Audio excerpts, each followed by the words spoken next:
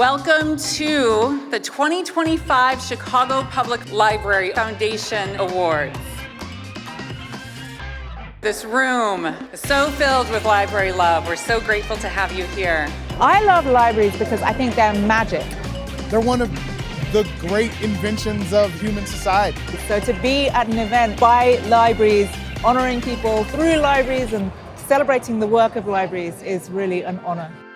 The work that we do is urgent and it's absolutely worth our collective effort. Through this annual event, we raise funds to invest in library programs across all 81 branches. What an incredible night to be in community together. I feel like this is the hug that we all need. You guys agree with that? My favorite Chicago Public Library branch is, this is very hard, Logan Square branch, Lincoln Park, Chicago Lawn, Lozano, and Little Italy. I go to both. The Harold Washington Library. Why? Because it's got everything. I'll say the Carter G. Woodson region. The Foundation's work is to take the baton from the library, continually contributing new ideas, building partnerships, and investing resources that take this institution to the next level. Libraries have always been the center of our communities. I've had many good memories at my local library, so it's just an awesome place to be at. I could tell you what my life would be like without, chocolate. It would be the same life if I just wouldn't get chocolate, right? But my life without libraries, I have no idea who I would be. And they're just really a cornerstone of helping to educate a community. There's always some kind of programming going on that you wasn't aware of. There's always people that are in your neighborhood that you may not have had an opportunity to meet. Across 81 branches, our libraries welcome more than 5 million visits a year. The library is in every neighborhood for every Chicagoan. I want to thank all of you for being a part of this incredible community. Everything that you do for these libraries and all the 81 branches makes all the difference. We cannot take for granted the opportunities for learning that this wonderful institution provides this great city and beyond. The event tonight isn't just another fundraiser, it's a movement, a mission-driven celebration of what our library makes possible. I would like to introduce you to our acclaimed authors who have joined us for this evening and to celebrate and support our libraries. It was always my dream when I started to write to see my books in libraries. In the children's section, there's a little carousel with a few of the featured books, and my book was right there. I want to shout out, be like, this is mine! Byron Caffidel's latest novel is inspired by the curators who saved collections from the war in Iraq, once again proving librarians are always the real heroes. It's time to give back. Yes, I said it right. Lisa Lowe may have dreamed of becoming an ice skater as a child, but her poetry crackles with warmth, music, memory, and the magic of everyday details. Ada Palmer's Terra Ignata series combines sci-fi with philosophy, politics, and panache. Elise Passion blends Osage heritage and lyric grace, an extra in a Michael Jackson video. That's Peter Sagal. Mark Turcotte pens poetry rooted in identity and memory in exploding Chippewas. Wait. Stop.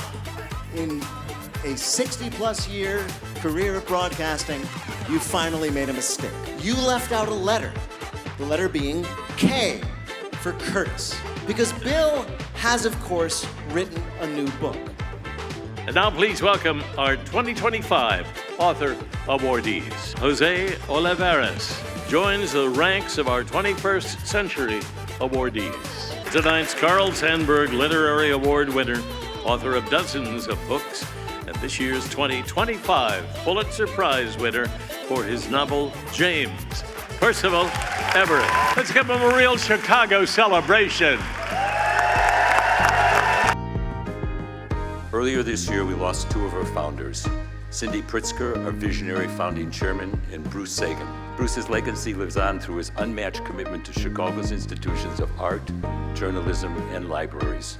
To Cindy's honor and her amazing contribution to our city, we created the Cindy Pritzker Civic Award. like so many in this room, we are aggressively hopeful about our city. Let's invest in the future of our city through our library.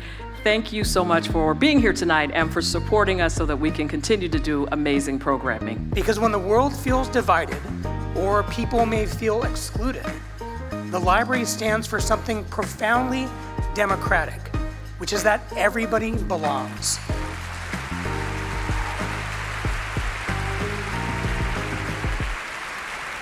And now, please welcome to the stage your host for this evening, television journalist and author, Bill Curtis. Did he say author? Welcome to this year's Chicago Public Library Foundation Awards. Welcome back. Whether you're joining us in this room or across the city, the country, or the world, thank you for being here to celebrate the unbound spirit of your Chicago Public Library. For 25 years, these awards have honored authors, artists, and leaders who expand our understanding of the world. This event gives us an opportunity to revel in the endless opportunities a public library can provide its patrons, from technology classes to jazz concerts to homework tutoring, and of course, an endless supply of books. And our 81 Chicago branches, many of which you will see displayed across our walls and screens tonight, are cornerstones of the neighborhood, providing a network of support to our residents who need help the most, especially now. We are in every neighborhood for every Chicagoan. At the heart of tonight's celebration is the Library Foundation's commitment to amplifying the library's citywide impact with donor-funded programs. As public philanthropic partner of Chicago Public Library for nearly 40 years, the foundation raises funds to invest in lifelong learning programs not covered by the city tax dollars, so that our library can truly go above and beyond. To share more about the impact of these special programs, let's hear from Chicago Public Library Commissioner Chris Brown, Library Foundation President and CEO Brenda Bowie, and a few library users whose lives have been transformed by this work.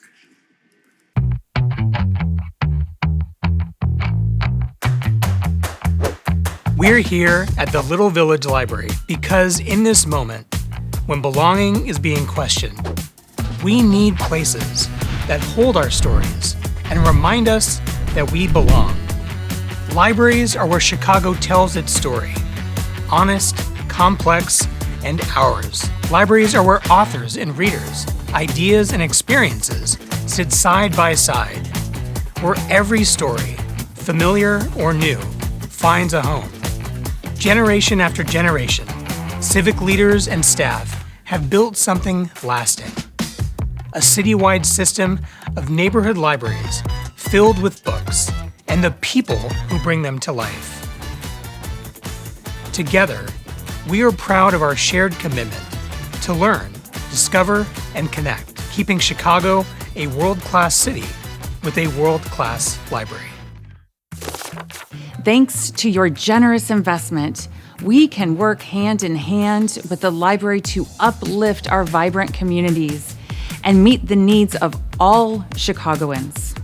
Thanks to Mayor Johnson, Interim Chicago Public School CEO Macklin King, and our incredible library staff. This fall, every Chicago Public School student and teacher become automatic library cardholders through the 81 Club. When you go up to the front desk and you're like, can I get a library card? And they say, well, how old are you? Is your parent here with you? And once that kid builds up the courage to talk to the adult, and the adult tells them no, we might have lost them for forever. The great thing now is that we can say to them, yeah, they can say, go get a book or whatever you'd like, come back to the desk, you can check out with that. And it really changes the whole relationship. It's making sure that we are working together, school, library, and the kids to get them the most access possible. That's universal access, without exception. for undocumented families, foster youth, and students facing housing insecurity. It's access that says, you are welcome and you belong. For our youngest learners, Jump Into Reading empowers children and caregivers to learn together. Our Teacher in the Library program ensures free one-on-one homework help. We get to provide certified teachers in the library after school to help kids complete their homework. We know that this is something that can be really stressful for families, and so having that help with someone who knows the curriculum, has worked with kids for a long time, can take the stress off of both the kids and the parents. The funding that is provided through our generous donors to the Chicago Public Library Foundation really makes it possible for our teachers in the library to be there consistently for our students. It builds that sense of community, and it really makes our program stand out from other programs like this in the library world. Through our new Community Connections Fund, we empower branches across the city to design programming that responds to and celebrates their own neighborhood's distinctive needs. Today is the Junta Jazz Ensemble. Having this love of jazz in this community has been a big deal, and they enjoy this program. We like being in this space out here where the books are. Many of the band members were either current or retired Chicago Public School music teachers. It's a way that I could connect with the community and our neighborhood partner.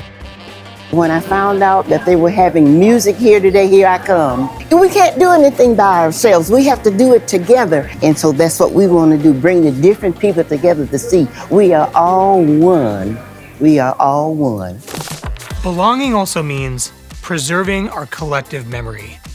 At the Vivian G. Harsh Research Collection, stories once boxed and unseen are now open to all, chronicling the Great Migration, the Black Renaissance, and movements for social change.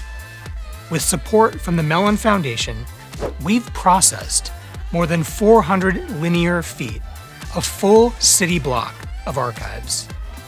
And we're investing in AI literacy, from girls in tech workshops to partnerships with Google and Microsoft, because the future shouldn't happen to Chicagoans, it should happen with them. Tonight, as we celebrate the unbound spirit of our Chicago Public Library, we also honor the profound power of connection that our library makes possible. Last year, our donor community helped reach and serve more than 440,000 Chicagoans. That is exceptional. And it sends a powerful collective message that investing in every individual's freedom to learn, connect, and discover at the library is an investment in our collective strength and in our city's future. Whether you are joining us live or watching the broadcast, please know that there is so much more to do and that we need you. Support your library. Support your community. Join us today.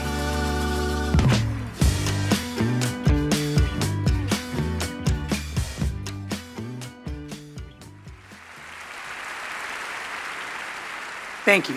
For more than 150 years, the Chicago Public Library has been connecting our city to life-changing resources and ideas.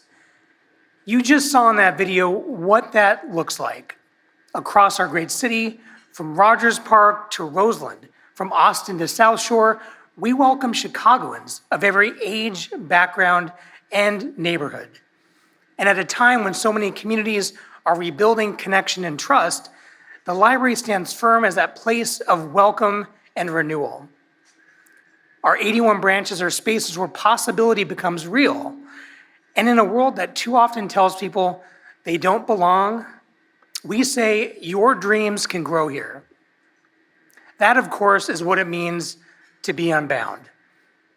The library teaches what democracy feels like, the power of belonging. And every library card is proof of what we believe in together. Those 5 million visits, those new cards, those moments of belonging, they start with the small things. A smile of recognition, a story shared, a neighbor helping another find their way. It's what makes this work so extraordinary. Last year, we reached a record 167,000 new library cardholders. And this year, thank you. And this year, through the 81 Club, we've already added more than 330,000 new student accounts, doubling that record and expanding access to every neighborhood.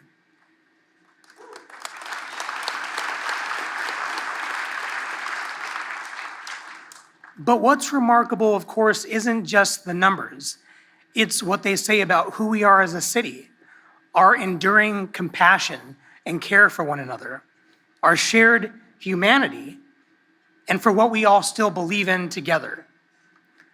And now, in this moment of extraordinary access, our shared challenge, our hopefully shared promise, is to make sure every one of those new cardholders can turn that access into opportunity.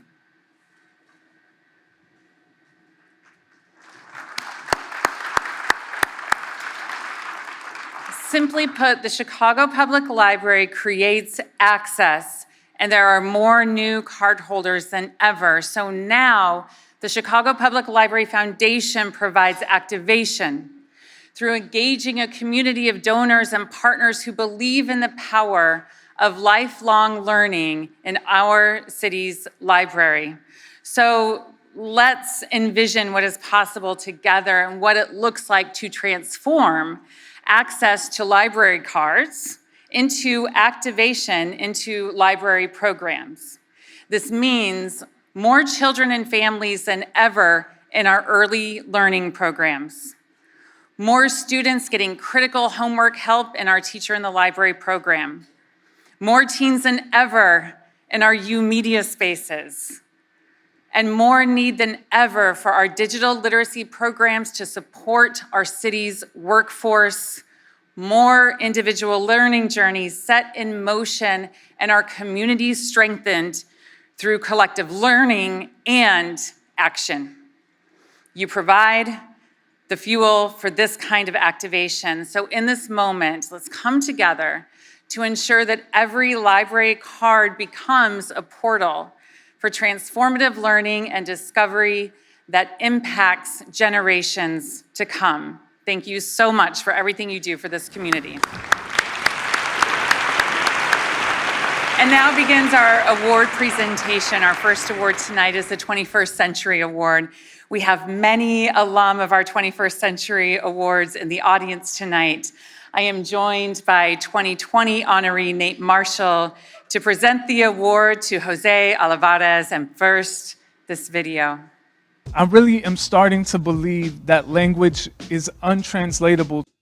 In his poem, Ode to Tortillas, José Olivarez writes that there are two ways to be a Mexican writer. You can translate from Spanish, or you can translate to Spanish. For his 2023 poetry collection, Promises of Gold, he chose the third option, not to translate at all, publishing the book with English on one half and Spanish on the other half. One of my favorite words in Spanish is the word ojalá. Ojalá can be loosely translated to hopefully, but ojalá is derived from the Arabic word inshallah. Ojalá for me carries these notes of like sacred, of holiness, of God, in a way that the word hopefully for me doesn't have those same notes.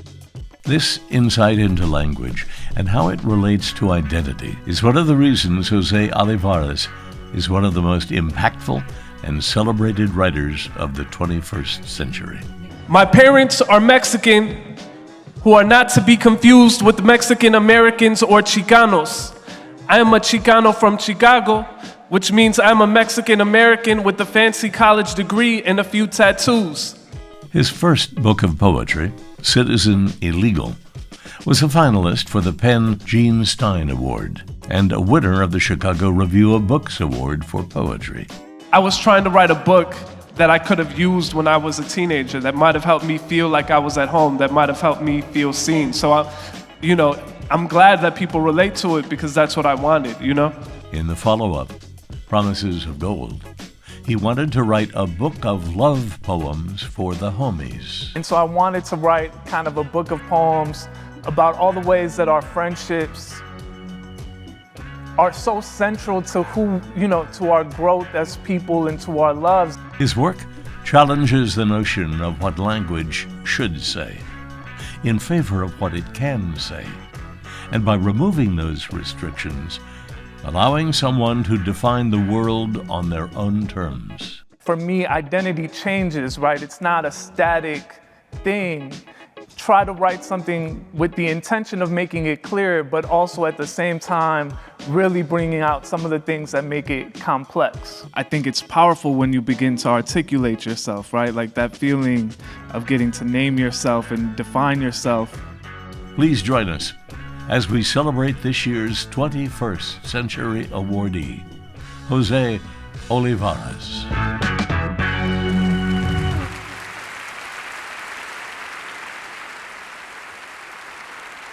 Yeah. It's beautiful to be here again. I had the good fortune to win the 21st Century Award back in 2020. It's a weird time to win the award, but it was a really meaningful confirmation of what I do as a writer. And not just because it's nice to win awards, but specifically because this award and this ceremony seeks to support, celebrate, and venerate one of our last great public commons, the public library. And of course, the Chicago Public Library is my home, maybe as much as any place in this city. Shout out the West Pullman branch, the Walker branch, and Woodson Regional. But now, I want to talk for a moment about one of my favorite writers and one of my best friends, José Olivarez. I was asked to offer a few words about José, so here are a few words. Word to my boy, José Guadalupe Olivarez, born in Chicago, raised in Calumet City. Word to Chicago. Word to Calumet City. Word to the day we met. Word to the Printers Row Literary Festival. Word to CTA and Metra and reduced Sunday hours that meant we out South boys had to get to the performance mad early. Word to our mentor, Mikey Heff, for telling us to leave him alone and go talk to each other about poetry and rap. Word to AOL Instant Messenger ciphers and Ill Poet 17. There you go. Word to poetry slams and open mics. Word to José's 1980-something Toyota Tercel. And word to his dad knowing how to fix cars and his mom's knowing how to fix food. Word to Halsted Street, that he drove from Sibley to 116th to pick me up, to all points north in search of poetry and in fear of the expressway. Word to young Chicago authors and the Spoken Word Cafe and TF North and Jane Addams Whole House Museum. You don't get writers like José without well-funded youth programming.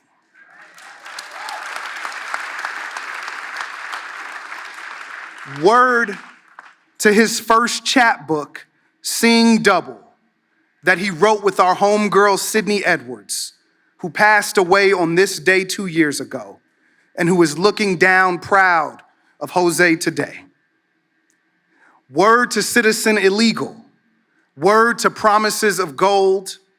Word to editing each other's books forever. Word to my brother José. Palabra a mi hermano José. Sangre no lo haría más cierto. Blood would not make it more true. Y'all, please give it up for your 2025 21st Century Awardee, José Olivarez.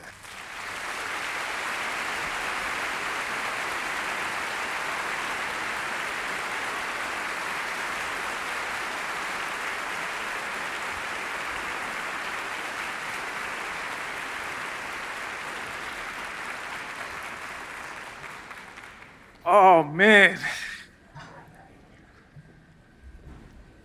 What am I supposed to do? I'm so honored to receive the 21st Century Award from the Chicago Public Library Foundation. When my first book was published, I got invited to come to this event, and I thought I peaked. Walking with the procession of authors, I thought that was as good as it got. I got to walk across the stage and cheer for my friend Eve L. Ewing as she received this very same award. Yes, yes. To share this award with so many friends and writers who inspire me is a major acknowledgement. I love Chicago. I love the Chicago Public Library. Let me begin with some thank yous. Thank you to my wife, Erica Stallings, for your love and support. Every day with you is a blessing and a joy. This award is yours. Thank you to my parents, Pedro Olivarez and Maria Plasencia Olivarez. Thank you to my brothers, Ruben Olivarez, who cannot attend because he is working right now. Thank you to Daniel Olivarez and Pedro Olivarez, who are both here tonight. Make some noise for all of them, please.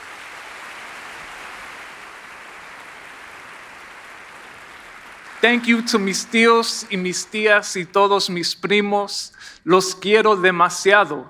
Because of you and your love, I am here. This award is yours. Thank you to all my friends. You're too many to name, but I love all of you, and thank you for letting me be obnoxious and read you poems, sometimes at restaurants, sometimes at bars or cafes.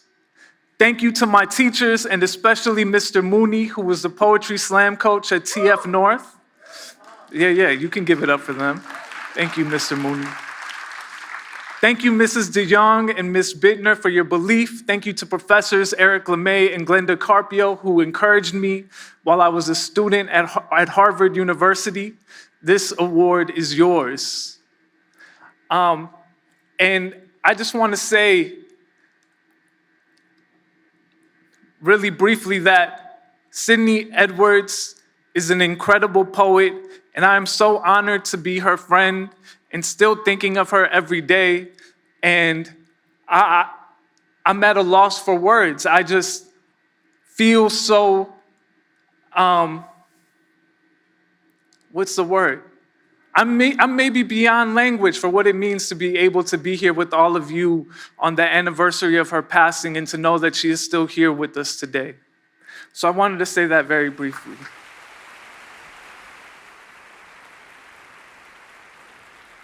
We are here to celebrate the Chicago Public Library. If every story has multiple origins, and I believe they do, one of my origins is at the Calumet City Public Library. I want you to consider this. My parents were undocumented during my childhood. The first time my parents tried to register me as a student in Calumet City Public Schools, we were denied. The administrative team told my parents that because I only spoke Spanish, the school could not accept me as a student. The language barrier would be too much for their teachers. A year later, my mom and I returned to attempt to register for kindergarten. I was allowed to register, but I remember my mom and I had to have a meeting with the principal. I remember the principal made my mom and I promise that I would work to learn English outside of school hours. Why am I telling you this? Because I was a child. Because even then I understood that something about my family was not entirely welcome. We caused people headaches. We were extra work for them to deal with. When we went to the doctor's office, I saw the impatience in our doctors' faces as I translated between them and my parents. We were a problem. That's what it felt like whenever my family had to deal with the public service institution. The post office, we were a problem. At the banks, we were a problem. At school and at work, we were a problem. In clinics, we were a problem. At the grocery store with our folder of cut-up coupons, we were a problem. There was one place, however, that always made us feel welcome. That was the Calumet City Public Library.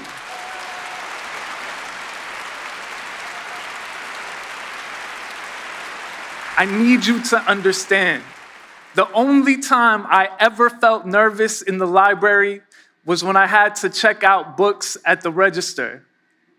I always picked more books than the lending limit allowed. So the librarians always asked me, "Are you sure you're going to read all those books in 2 weeks?" The answer was always yes. I'd stack the books on my dresser and work my way through them one by one until I finished them all. I loved books. I read The Boxcar Children and marveled at the adventures of the siblings in the books and their independence. I read any and every book by Walter Dean Myers that I could find. Reading his books felt like reading about my own neighborhood and friends. Myers' books made me want to run outside and play basketball. And they made me want to stay inside all day and finish reading. The library was luxurious. It was the only place in my young life where I could choose whatever I wanted and not worry about the price. Everything was free. I don't know where my life would be without the library. I'm happy I don't have to imagine that alternate reality. There are some alternate realities I do need to imagine. Those realities begin with what I learned all those years ago at the Calumet City Public Library. What might our country look like if there were more spaces that felt as free and safe and welcoming as the library? I want to close with a poem.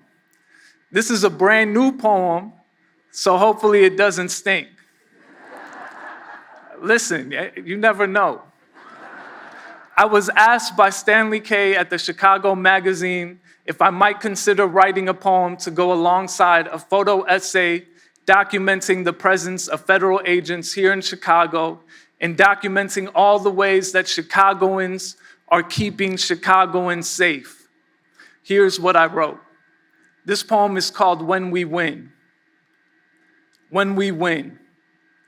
The masked agents raid our neighborhoods. What do they cover up? Yesterday is their promise and their charge. On 75th and South Shore, they rammed down our doors using yesterday. They tossed canisters of yesterday into our children's lullabies. Why? My people, we carry today and tomorrow in twin holsters. We plant today and tomorrow in our gardens. Every day there are more sprouts. Let it be known, Chicago will never cower. Yesterday already died. Yesterday is dying. Yesterday will die again tomorrow. There is no future in yesterday. The agents in our neighborhoods hide their faces because they are losing, because they lost. When we win, there will be whistles from the gulls circling Lake Michigan. Let them sing it. Chicago is a city of today and tomorrow. Chicago is the future. Let it be known, we will win. We will win. Chicago is the future. Chicago public libraries are the future. Thank you so much for this award, and have a good night. Thank you.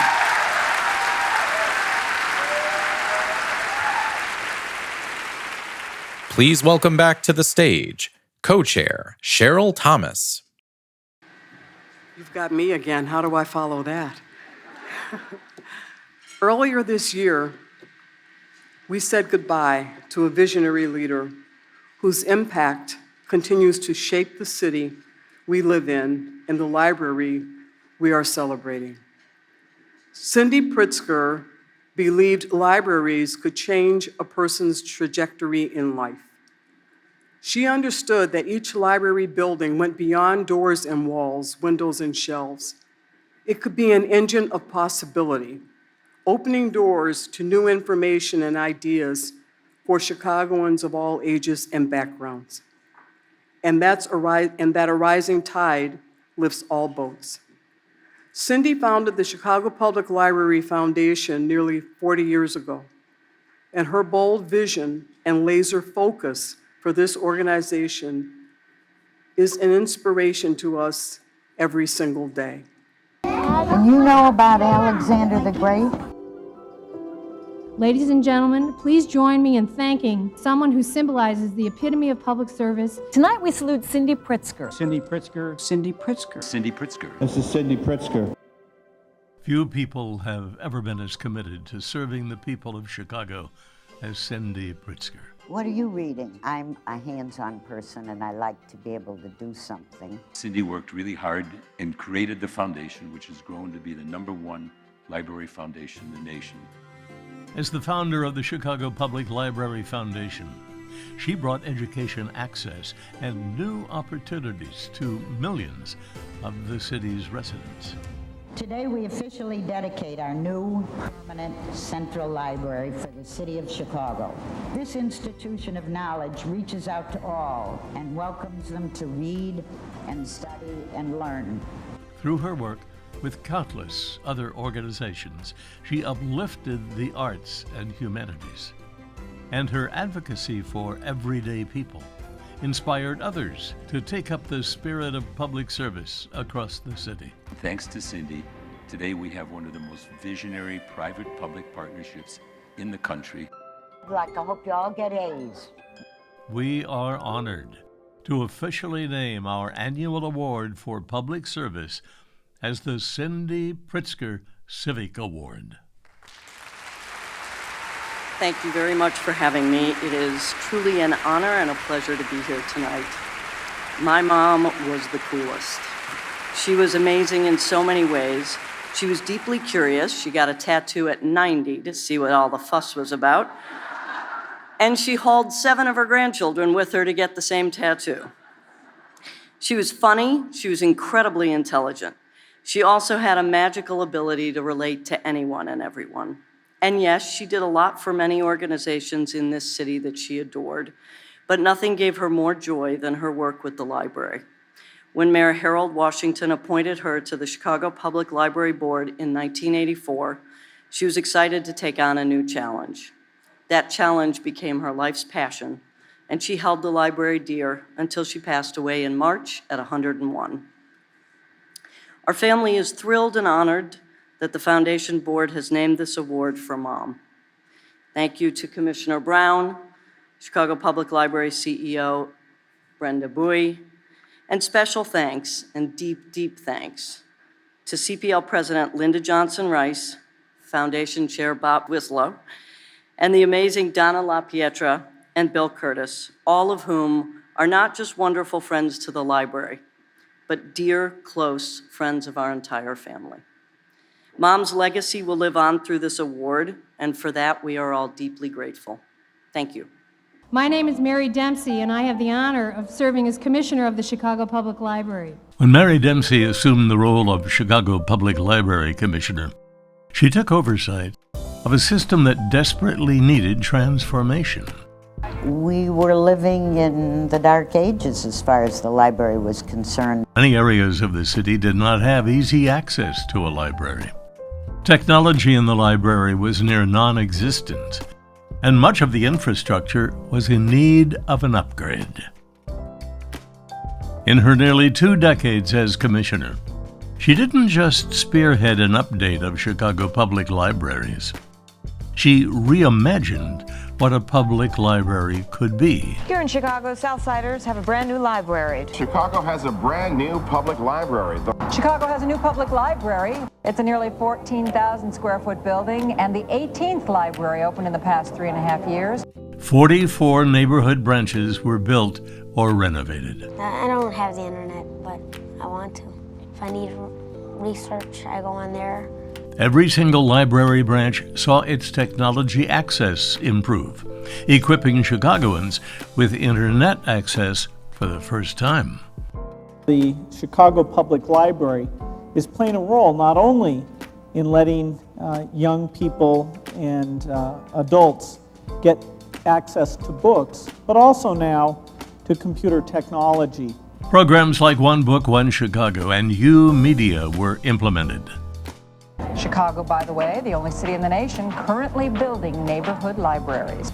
But it wasn't just about what library locations could do for the city. It's important to us because we have all the information that we need right here. Her vision removed the limitations on what libraries could be for the people of Chicago. Our mission as a public library is to provide the opportunity for millions of library users to exercise their freedom to read, to learn, and to discover. Libraries are a source of information, entertainment, education, literature, fun, drama, and they're a refuge for people. That, to me, is part of what the library is all about, learning how to find out your sameness with other people. Please join us as we celebrate this year's Cindy Pritzker Civic awardee, Mary Dempsey.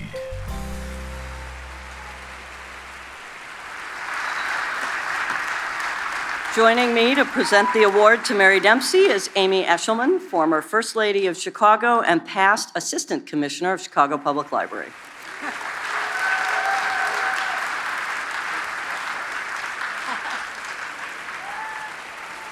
Thank you, Gigi, for sharing your amazing mom with all of us. Mary is a potent triple threat of librarian, lawyer, and a person who loves Chicago deeply. And so in 1994, when Mayor Daley selected her to be commissioner, and she passed muster with Cindy, she got to work. At CPL, Mary led us all by example, focusing on how to collaborate, to show up in every community, put our values first, and become an essential and trusted place for learning and for joy. She challenged us to be bold, think big, and not be afraid to try something new.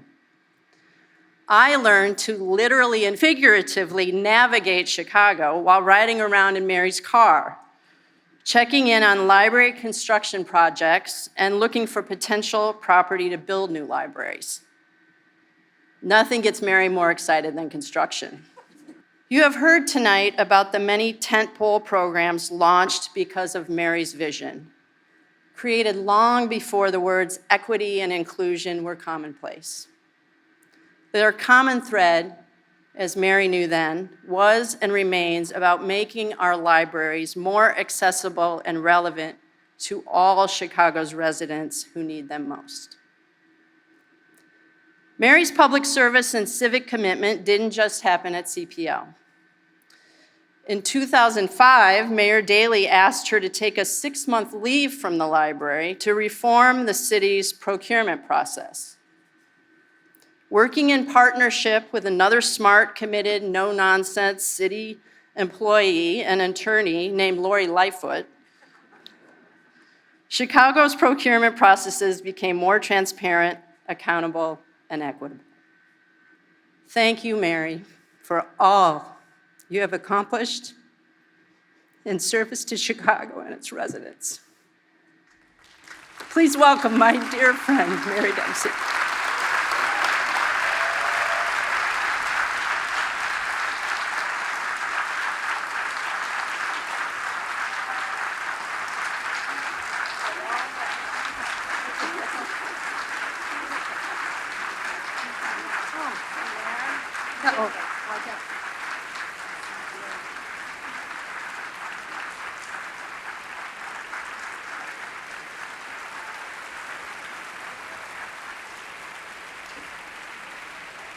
Thank you all. Thank you, Amy and Gigi. I'll say more about them in a second, but I want to start by thanking you all for being here. And I want to thank Donna LaPietra and Bill Curtis for that beautiful tribute, and thank the members of the Chicago Public Library Foundation for this wonderful recognition. Donna LaPietra and Bob Wislow preceded me as winners of the Civic Award, as honorees of the Civic Award, I am humbled to follow them in receiving this award, and I'm so grateful that it is named for our dear Cindy Pritzker, whose pin I wear today. And I'm also honored to share this stage tonight with Chicago poet José Olivarez, who's really powerful and wonderful and amazing words, I think galvanized us all, and National Book Award and Pulitzer Prize winner Percival Everett. It's really a great privilege to be on the stage with them. Library Board Chair Linda Johnson-Rice, Library Commissioner Chris Brown, Library Foundation Chair Bob Wislow, and Foundation President Brenda Langstadt-Bowie, thank you for your continued leadership and support of the Chicago Public Library. So now let me talk a little bit about Gigi Pritzker and Amy Eshelman. Gigi, it is a privilege to receive this award named for your mother. I had the honor of working with Cindy Pritzker for 10 years in her dual roles as chair of the board of the Chicago Public Library and the founding chair, as you know, of the Library Foundation. Working with Cindy was a master class in leadership, mentorship, and civic engagement for the public good. And I'm eternally grateful for her example to me and to the employees of the library about how to serve the people of this great city with empathy, grace, and belief in the boundless potential of all human beings, which is realized through the free resources of the Chicago Public Library. And Amy, as you said, our lives have been intertwined for more than 4 decades, starting with our work at Sidley and Austin. You came with me to CPL in 1994 before either of us knew what I was getting us into. So many of the library's most important initiatives, like One Book, One Chicago, U-Media, Cyber Navigators, Teacher in the Library, and this dinner, were created at our conference tables and implemented by you and so many extraordinary employees of the library and the Library Foundation. Working with you was a gift, and the continuing support and love that you and Mayor Lightfoot give me for the work I do today as president of DePaul College Prep, that's another precious gift. Thank you for believing in me and for turning my sometimes crazy ideas into beautiful and enriching learning opportunities for the people of Chicago. To paraphrase one of my heroes, the late Sister Rosemary Conley of Misericordia, I have always been surrounded by the right people in the right place at the right time. Starting with my parents who raised their 5 children to believe in the power of education, faith, and kindness. My siblings who support everything I do with unconditional love and unwavering support. And of course, my beloved husband, Philip Corboy. When Mayor Daley asked me to become library commissioner and I hesitated to accept his offer, Phil put it to me very plainly. He said, think of the good you could do for the children of Chicago. And of course, Phil was right. He usually was. His unconditional love and support during my library career continues to inspire me today in the work that I do with my DePaul College Prep colleagues as we educate the future generations of Chicago leaders. My Catholic faith teaches me that every human being should be treated with dignity. My work in city government taught me that every neighborhood of this city matters and that the government should support and serve people, not divide or strike fear into them.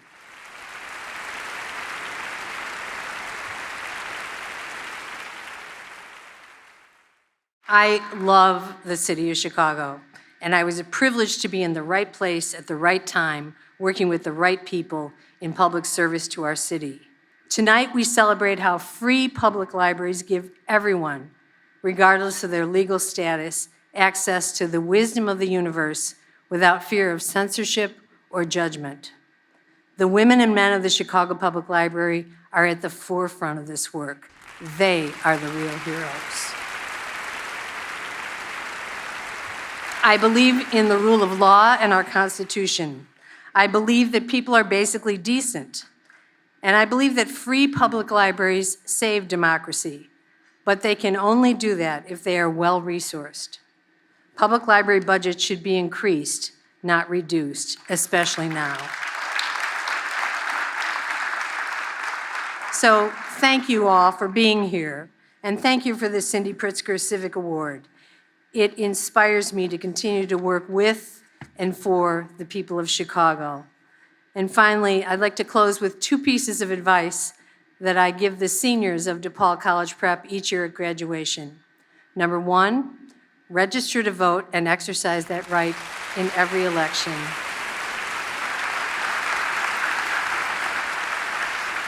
And number 2, continue to read banned books. Thank you.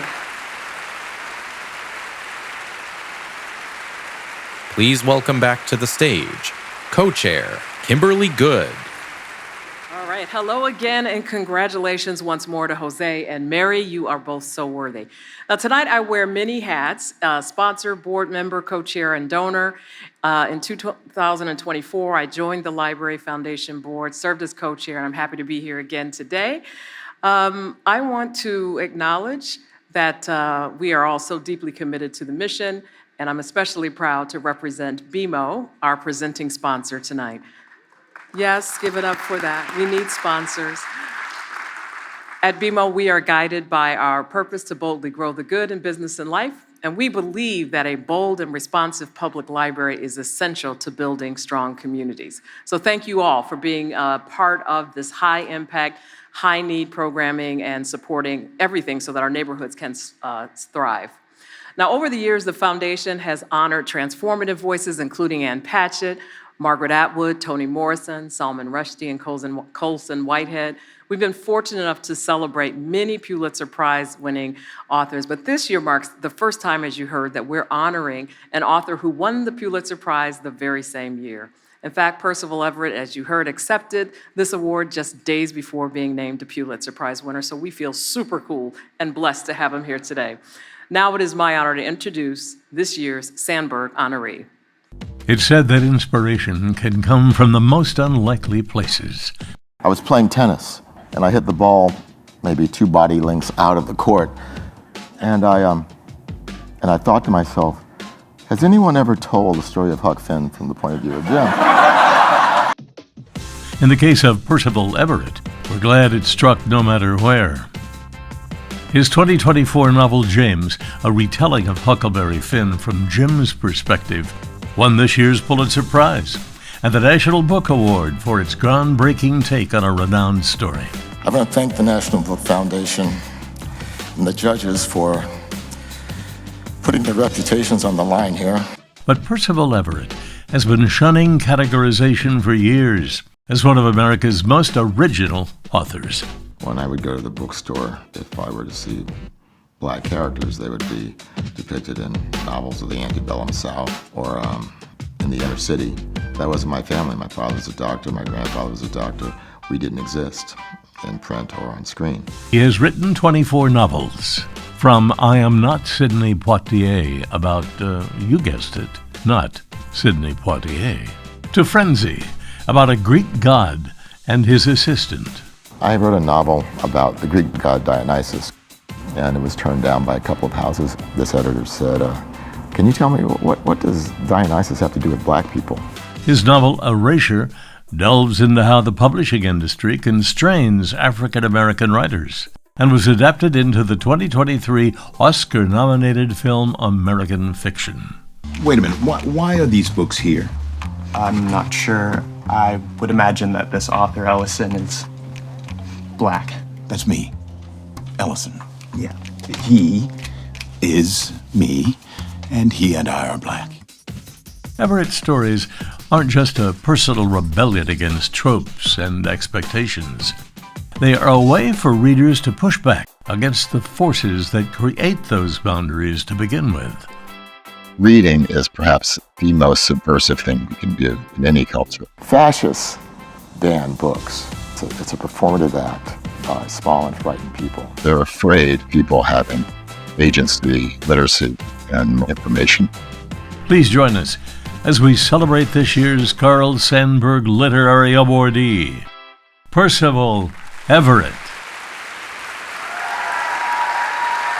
So I'm going to now turn this part of the program over to Scott Simon, one of America's most admired writers and broadcasters and host of NPR's Weekend Edition and a dear friend of the library and the Library Foundation.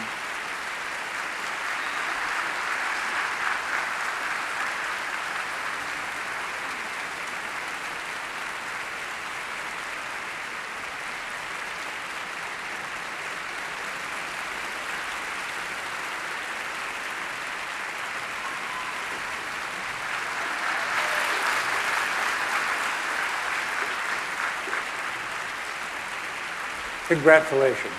Thank you. You're a real Chicagoan now. Good. This has been exciting. I want to be from Chicago now.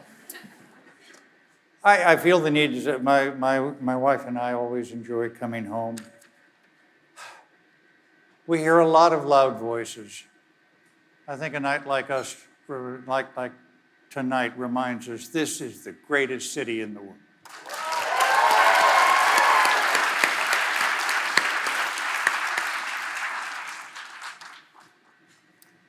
How did you get hold of the idea to reimagine James from Huck Finn? I wish I had a romantic answer for you, it was a burning desire for years. But as the video showed, I was actually playing tennis. And I thought between shots if anyone had ever done it. And it turned out no one had. I was hoping for a more expansive answer this time. This is how the night's going to go. Well, I have to ask, your great-grandmother, you know was enslaved. Yes. Was there any thinking that you could give voice to a lot of people whose voices have been lost in the maelstrom of history? Certainly. The depiction of enslaved people in this country has always been pretty strictly that they're superstitious, simple-minded, and incapable of second-order thinking. Mm-hmm. And we know, because we know human beings, that this is not true. That voice that we hear, the slave dialect that became the standard of the way enslaved and poor Black people talked, is not exactly correct. Maybe not correct at all. In the 30s, the WPA sent people around to record folk songs and the stories of people. And one of the parts of this project was to record the testimonies of formerly enslaved people. And they were quite old at the time. And these recordings exist. What's remarkable about them is not the fact that they sound very much like I sound right now, but the fact that the transcriptions of their testimonies are written in a slave dialect. And there are two ways to see this. One is, no matter how they spoke, this was how they were going to be heard. This is how deep the racism might reside in this culture. And the other possible explanation is that the transcribers were instructed to do this. Neither is good. It's hard to say which is worse. But this is part of what motivated the writing of this novel. James goes to great lengths to conceal his erudition, doesn't he? Yes. For his own safety. And for the fact that it is not his belief that his knowledge, his education, his capacity for thought is anything to be paraded, but something that enriches his own life. I also want to ask about your great novel, Erasure.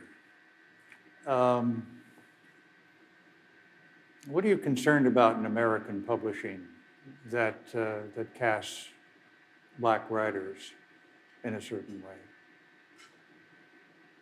Well, I should say that publishing has gotten, even at the time of the publication of that novel, 2001, things were better than they were when the seed of this novel was planted. When I was 13, 14, going into my local bookstore looking for books about my family, about me, I couldn't find them. black people were either from the antebellum South, on a certain side of the antebellum South, or from the inner city North, and always poor. I come from 2 generations of doctors, and the generation before that were teachers. And so my family didn't exist. I didn't have a problem with the novels that did exist. It was the lack of range of the novels that existed.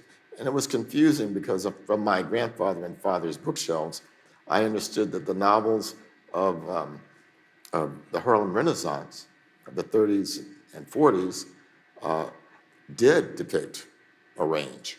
So there was not the people writing, it was the people choosing what would be published.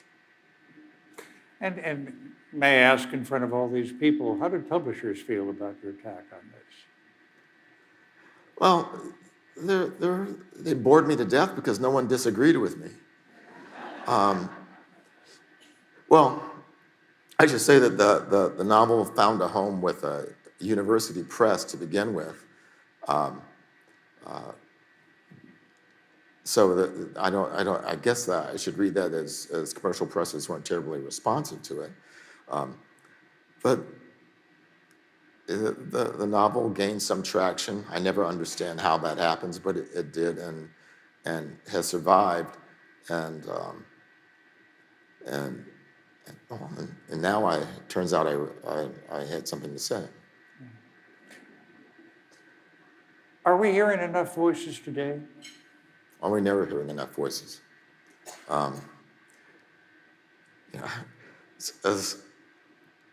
As long as we have masked people on our streets, intimidating people, people will be quiet. And I live in Los Angeles, and around the corner from me in my rather affluent neighborhood, I've had neighbors be harassed. There's no understating the villainy of this current administration.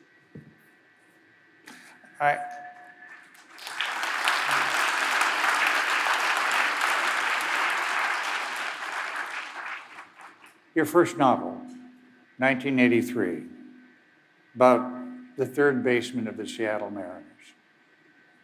How are you feeling today?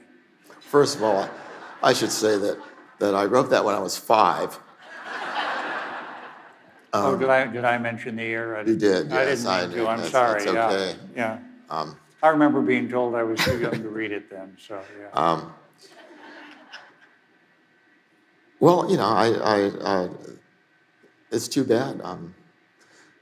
I could have enjoyed the idea of my character playing in the World Series. Yeah. But apparently not.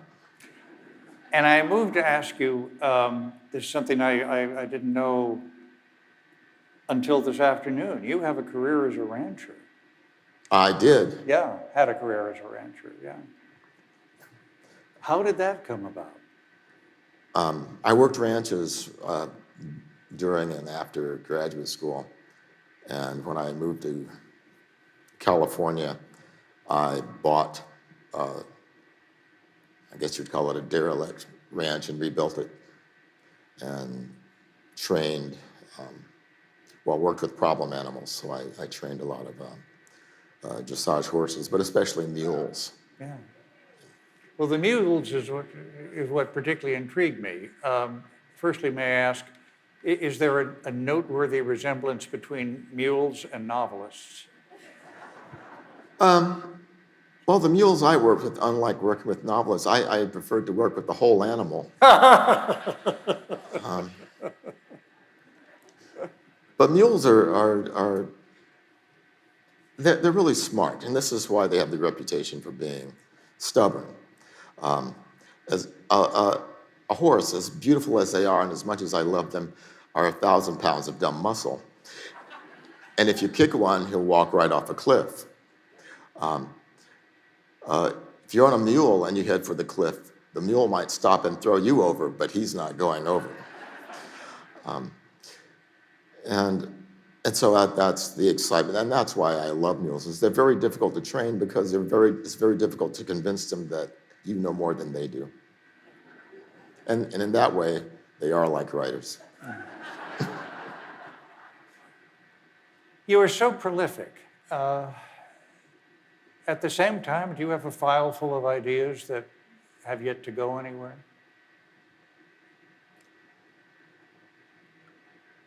Not really. I've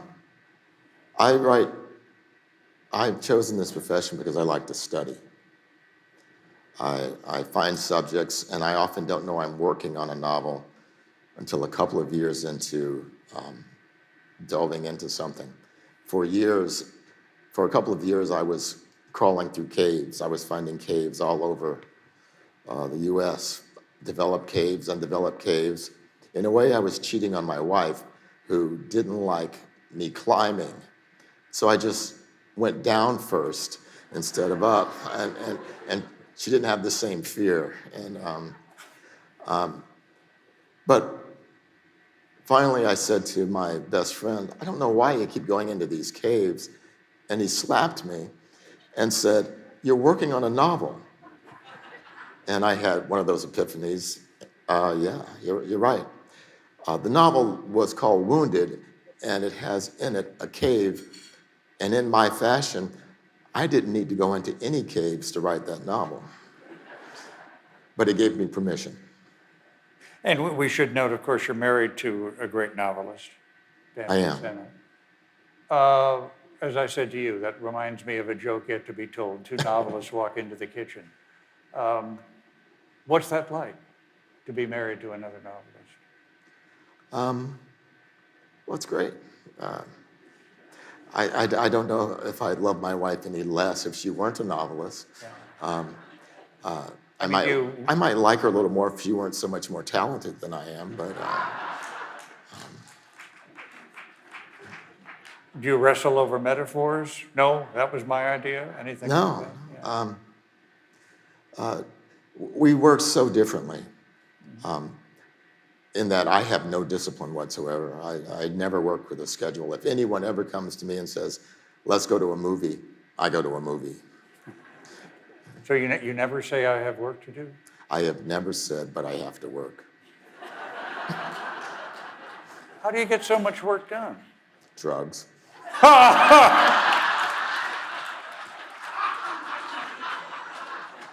I was not expecting that.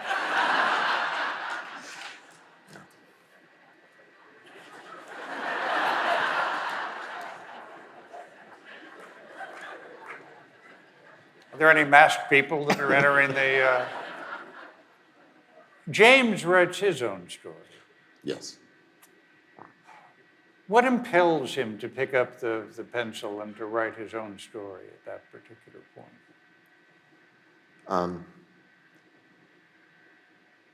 The fear that someone else will tell it if he doesn't. And I was reading, I love this with the quotes on the wall because I got to read while I was eating. And there is that wonderful quote from Frederick Douglass that came up, which was, once you learn to read, you will forever be free.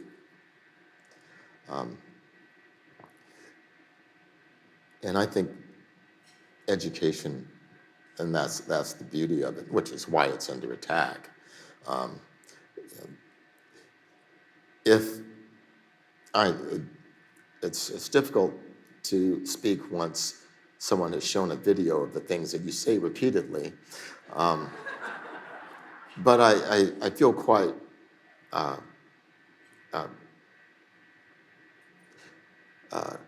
what's the word? Impassioned by the idea that reading really is the most subversive thing that you can do in any culture. The second most subversive thing is not writing. Surprisingly, it's belonging to a book club. And I'm serious. When you're in a book club, you open up to someone else and you become critical. Not of that person, but of the work. And so you are thinking. That's the culture I want to live in. It's where people don't necessarily agree with me, but they think. And this is why fascist regimes run to ban and burn books. It's because they're afraid of thinking.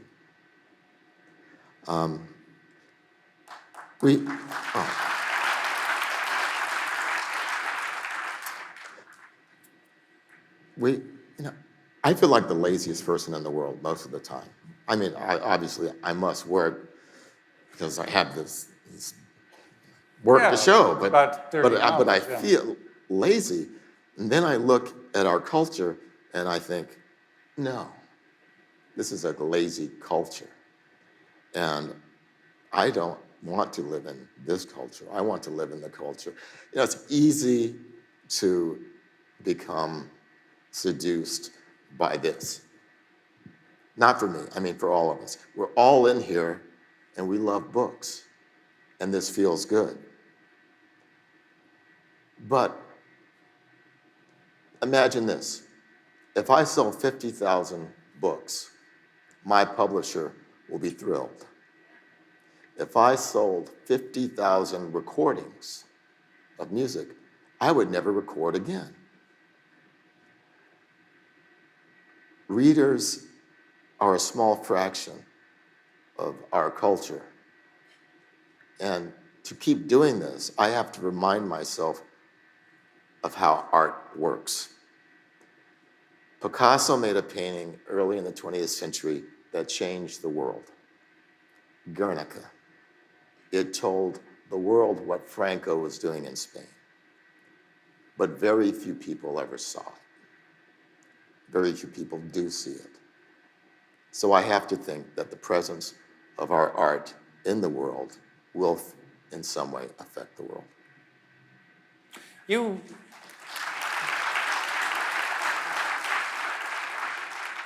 have said in interviews that you kind of hope that James would be banned somewhere. I don't remember saying that. I don't think any book should be banned, but if any book should be banned, it's mine. Because I know how they think, and I know that they wouldn't like it, but I also am not too worried because people who ban books don't read books.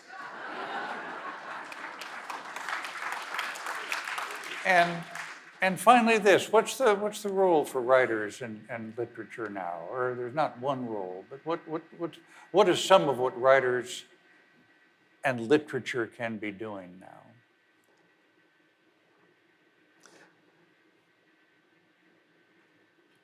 First of all, the work is done by you, readers.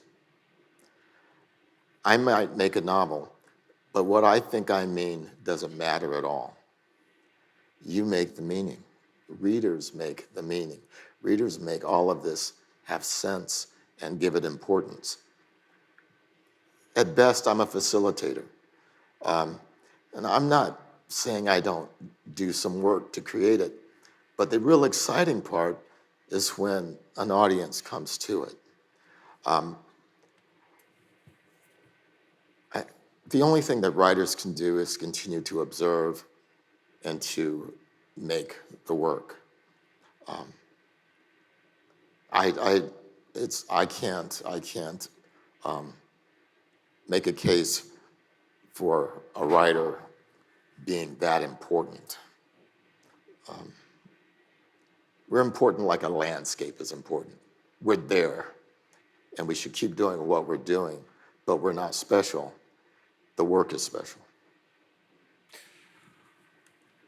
The winner of the 25th Carl Sandburg Award from the Chicago Public Library Foundation, someone whose work I have found very special, and it's been a special moment to be with you tonight. Thank you. Percival Everett. Thank you very much.